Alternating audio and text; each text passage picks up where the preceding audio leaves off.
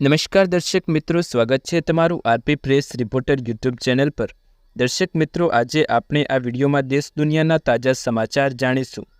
સૌપ્રથમ સમાચાર વિશે વાત કરીએ તો બજેટ બાદ સોનું ચાંદી ભારે સસ્તો, ખરીદવાની ઈચ્છા હોય તો મોકો ચૂકતા નહીં। ત્યારબાદના સમાચાર, મધ્યમવર્ગીય લોકોને બજેટમાં સૌથી મોટી જાહેરાત, 3 કરોડ નવા મકાન બનાવવાની આપશે સરકાર। ત્યારબાદના સમાચાર, મિડલ ક્લાસની લોટરી લાગી, નવા કર્મચારીઓને પહેલા મહિનાનો પગાર અપાશે, સરકાર બજેટમાં મોટી જાહેરાત કરી। ત્યારબાદના સમાચાર, સમગ્ર ગુજરાતમાં વરસાદ, સુરત વડોદરામાં મેઘતાંડવ અને સ્થળે રેસ્ક્યુ પણ કરાયું। ત્યારબાદના સમાચાર, રાજ્યમાં આગામી 5 દિવસ મેઘરાજા કરશે ભરપૂર બેટિંગ, હવામાન વિભાગ અને અંબાલાલ પટેલની સૌથી મોટી આગાહી। દર્શક મિત્રો, આપણે આ વિડીયોમાં મહત્ત્વના સમાચાર જાણીશું, તો વિડીયોને અત્યારથી જ એક લાઇક કરી દો અને ચેનલને હજી સુધી સબસ્ક્રાઇબ નથી કરી તો ચેનલને સબસ્ક્રાઇબ કરી અને બેલ આઇકન જરૂર દબાવો। તો ચાલો સમાચાર ઉપર નજર કરીએ। બજેટ બાદ સોનું ચાંદી ભારે સસ્તું, ખરીદવાની ઈચ્છા હોય તો મોકો ચૂકતા નહીં। જો તમે બજારમાંથી સોનું કે ચાંદી ખરીદવા જઈ રહ્યા છો તો તેના ભાવ ચોક્કસથી જાણી લો, કારણ કે છેલ્લા કેટલાક દિવસોથી બજારની કિંમતોમાં આભૂષણની કિંમતોમાં ઘણી વધઘટ જોવા મળી રહી છે। મોદી સરકારે બજેટ 2024માં સોના અને ચાંદી પરની આયાત ડ્યુટીમાં ભારે ઘટાડો કરવાની જાહેરાત કરી છે, જે તેની કિંમતોમાં પ્રતિબિંબિત થઈ છે। યુપીમાં 24 જુલાઈના રોજ સોના અને ચાંદીના ભાવમાં તીવ્ર ઘટાડો જોવા મળ્યો। આ ઘટાડા બાદ સોનું 71,000 રૂપિયા પર ટ્રેડ થઈ રહ્યું છે, જ્યારે ચાંદી 90,000 રૂપિયા નીચે પહોંચી ગઈ છે।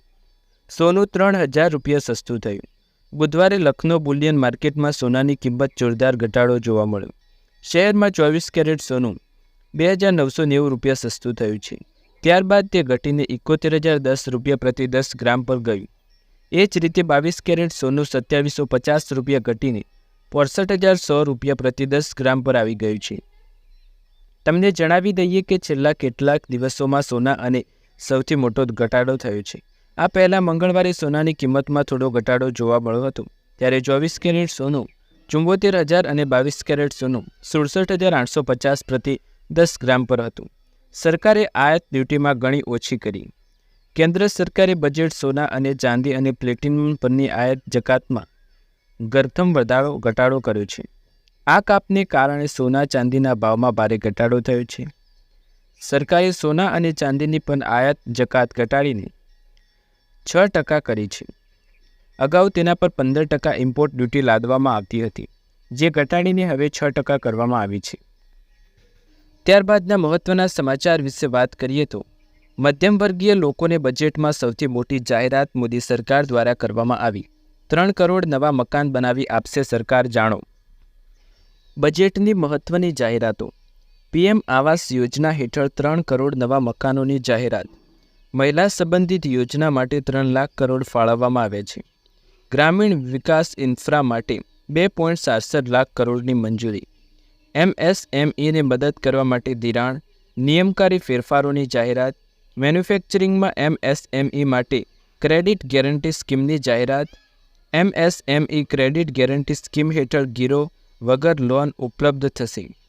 પીએમ અર્બન હાઉસિંગ પ્લાન માટે 10 લાખ કરોડની જાહેરાત રેન્ટલ હાઉસિંગના પ્રચાર અને નિયમન માટે નિયમો બનાવશે। સ્ટેમ્પ ડ્યુટી ઘટાડનારા રાજ્યોને પ્રોત્સાહન આપવામાં આવશે। ઉર્જા સંક્રમણ માટે નવી નીતિ લાવવામાં આવશે। શું છે પીએમ આવાસ યોજના? સરકારે જૂન 2015માં પીએએમવાય શરૂઆત કરી હતી। આ યોજના ગ્રામીણ ભારત અને શહેરી ભારત બંનેમાં ચલાવવામાં આવે છે। ગ્રામીણ ભારતમાં તે પ્રધાનમંત્રી આવાસ યોજના ગ્રામીણ તરીકે ચલાવવામાં આવે છે અને શહેરોમાં તે પ્રધાનમંત્રી આવાસ યોજના શહેરી પીએમએયુ તરીકે ચલાવવામાં આવે છે। પીએમ આવાસ યોજના હેઠળ સરકાર પર આધારિત આવક। આ યોજના હેઠળ બેંકોને ઓછા વ્યાજ દરે હોમ લોન આપવા માટે પ્રોત્સાહન કરવામાં આવે છે। યોજના હેઠળ હોમ લોન માટે મહત્તમ પૂર્ણ ચૂકવણી સમયગાળો 20 વર્ષનો હોય છે। ત્યારબાદના મહત્ત્વના સમાચાર વિશે વાત કરીએ તો મિડલ ક્લાસને લોટરી લાગી, નવા કર્મચારીઓને પહેલા મહિનાનો પગાર અપાશે, સરકારના બજેટ માટે છે મોટી જાહેરાત। જાણો શું છે મહત્ત્વના સમાચાર? કર્મચારીઓ માટે શું છે જાહેરાત? નાણામંત્રીએ પોતાના બજેટના ભાષણમાં શરૂઆતમાં જ કહ્યું કે સરકાર રોજગારને વધારવા માટે કર્મચારી અને નિયોક્તા બંનેની મદદ કરશે. નાણામંત્રીએ બજેટમાં ભાષણ 3 મોટી જાહેરાત કરી, જેનો હેતુ ફર્સ્ટ ટાઈમ એમ્પ્લોય માટે હશે. નાણામંત્રીએ કહ્યું કે સરકાર સંગઠિત ક્ષેત્રમાં રોજગાર મેળવનારા લોકોને પહેલા મહિનાનો પગાર અપાશે. આ ઉપરાંત રોજગાર મેળવ્યાના 4 વર્ષ EPFOમાં સરકાર પણ પોતાનું કન્ટ્રીબ્યુશન આપશે. નાણામંત્રીએ પોતાના બજેટ ભાષણમાં કહ્યું કે સરકાર નોકરી પ્રવેશ કરનાર 30 લાખ યુવાઓને 1 મહિનાનું PFનું યોગદાન આપીને પ્રોત્સાહન આપશે. EPFOમાં પહેલીવાર રજિસ્ટર્ડ કર્મચારીઓને 1 માસના વેતનમાં 15,000 રૂપિયા સુધીની રકમને 3 હપ્તામાં પ્રત્યક્ષ લાભ અપાશે. કર્મચારીઓ સાથે સાથે નિયોક્તા એમ્પ્લોયરને પણ સમર્થન અપાશે. EPFO હેઠળ પહેલીવાર રજિસ્ટર્ડ થનારા કર્મચારીઓને 1 માસનું વેતન 15,000 રૂપિયા સુધી 3 હપ્તામાં ડાયરેક્ટ લાભ ટ્રાન્સફર કરવા પહોંચતું કરવામાં આવશે. રોજગાર મેળવ્યા 4 વર્ષ તેમને EPFO યોગદાન હેઠળ નિયોક્તા અને કર્મચારી બંનેને ડાયરેક્ટ પ્રોત્સાહન પ્રોવાઈડ કરવામાં આવશે. નિયોક્તાને સમર્થન આપવા માટે સરકારે બજેટમાં કહ્યું કે વધારાના કર્મચારીઓને 2 વર્ષ સુધી તેમના પ્રતિ માસ યોગદાન 3,000 સુધીની પ્રતિપૂર્તિ કરવામાં આવશે. ત્યારબાદના મહત્વના સમાચાર વિશે વાત કરીએ તો સમગ્ર ગુજરાતમાં વરસાદ. સુરત વડોદરામાં મેઘતાંડવ, અનેક સ્થળે રેસ્ક્યુ કરાયું તો ક્યાંક પશુઓ પણ તણાયા. કેવી છે ગુજરાતમાં વરસાદની હાલત? ગુજરાત અનેક વિસ્તારોમાં હજુ પણ ભારેથી અતિભારે વરસાદ પડવાની આગાહી હવામાન વિભાગે કરી છે. ત્યારે આજે રાજ્યના અનેક જિલ્લાઓમાં મેઘરાજાએ માજા મૂકી હોવાના અહેવાલો સામે આવ્યા છે. તો અમદાવાદમાં પણ આજે બપોરે ધમધોકાટ વરસાદ ખપક્યો બાદ સમી સાંજે પણ અનેક વિસ્તારોમાં વરસાદે માજા મૂકી છે. મધ્ય ગુજરાતમાં આણંદમાં 2 કલાકમાં 8 ઇંચ વરસાદ ખાબક્યો તો વિશ્વામિત્રી નદી 17 ફૂટને પાર પહોંચી ગઈ છે. જ્યારે અંકલેશ્વરમાં ગોળા તાણિયાની ઘટના બની છે. દક્ષિણ ગુજરાતના સુરતમાં મેઘ કહેર જોવા મળી તો ભરૂચમાં હાઈવેવની નદી જેવી સ્થિતિ બની ગઈ હતી. આ ઉપરાંત ડાંગમાં ભારે વરસાદ ખાબક્યા બાદ ગીરાધોધ 16 કલાએ ખીલ્યો છે.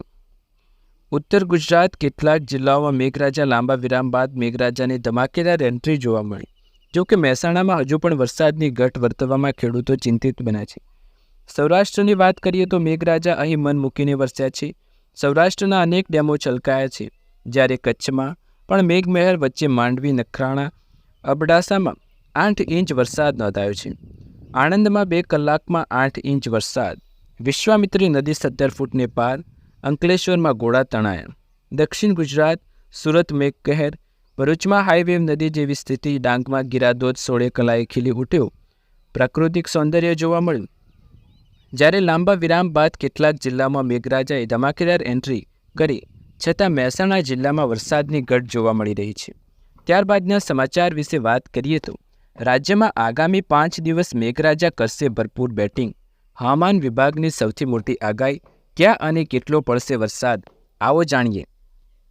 રાજ્યમાં વરસાદની આગાહી કરવામાં આવી છે. રાજ્યમાં દક્ષિણ ગુજરાતના મોટાભાગના વિસ્તારોમાં ધોધમાર વરસાદ ખાબકી રહ્યો છે. ત્યારે આજે કેટલાક દિવસથી ગરમીના માહોલ બાદ અમદાવાદમાં બપોરથી મેઘરાજાએ એન્ટ્રી મારી. રાજ્યમાં આગામી 28 જુલાઈ સુધી ભારેથી અતિભારે વરસાદ પડવાની આગાહી હવામાન વિભાગે કરી છે. જેમાં અમદાવાદ શહેરમાં 40થી 60 કિમી પ્રતિ કલાકની ઝડપે પવન ફૂંકાવાની સાથે હળવાથી ભારે વરસાદ પડવાની આગાહી કરવામાં આવી છે. આ ઉપરાંત રાજ્યમાં આગામી 3 કલાકમાં ભારેથી અતિભારે વરસાદ પડવાની આગાહી હવામાન વિભાગે કરી છે. આગામી 3 કલાક ભારે વરસાદની આગાહી. રાજ્યમાં ભારેથી અતિભારે વરસાદ વરસી રહ્યો છે. ત્યારે હવામાન વિભાગે આગામી 3 કલાક રાજ્યમાં હળવાથી ભારે વરસાદ પડવાની આગાહી કરી છે. જેમાં અમદાવાદ, ગાંધીનગર, કચ્છ, સાબરકાંઠા, બનાસકાંઠા, પાટણ, મહેસાણા સહિત વિસ્તારોમાં ગાજવીજ સાથે ભારે વરસાદની આગાહી કરવામાં આવી છે. જ્યારે આણંદ, ખેડા, અરવલ્લી, બોટાદ, ભાવનગર, અમરેલી, ગીર સોમનાથ, જૂનાગઢ, પંચમહાલ, દાહોદ, વડોદરા, નવસારી, વલસાડ, ડાંગ, રાજકોટ સહિતના વિસ્તારોમાં ધીમી ધારે વરસાદ પડવાની આગાહી વ્યક્ત કરવામાં આવી છે. 26 જુલાઈના રોજ વરસાદની કેવી છે આગાહી? આગામી 2 દિવસ રાજ્યમાં ભારેથી અતિભારે વરસાદ પડવાની આગાહી હવામાન વિભાગે કરી છે. ત્યારે 26 જુલાઈના દિવસે રાજ્યમાં વરસાદી માહોલ હળવો રહેશે. જ્યારે ખાસ કરીને સૌરાષ્ટ્રના 3 જિલ્લા અને દક્ષિણ ગુજરાતના 4 જિલ્લામાં ધોધમાર વરસાદ પડવાની આગાહી હવામાન વિભાગે વ્યક્ત કરી છે. દર્શક મિત્રો, આ હતા મહત્વના સમાચાર. તમને વિડીયો પસંદ આવે તો લાઇક, શેર, કમેન્ટ કરો. ચેનલ પર નવા હોય તો સબસ્ક્રાઈબ કરો. આવા જ અવનવા સમાચાર જોવા માટે ચેનલ સાથે જોડાયેલા રહો. ફરી એકવાર નવા વિડીયોમાં નવા સમાચાર સાથે મળીશું. ત્યાર સુધી તમારા બધાનો આભાર.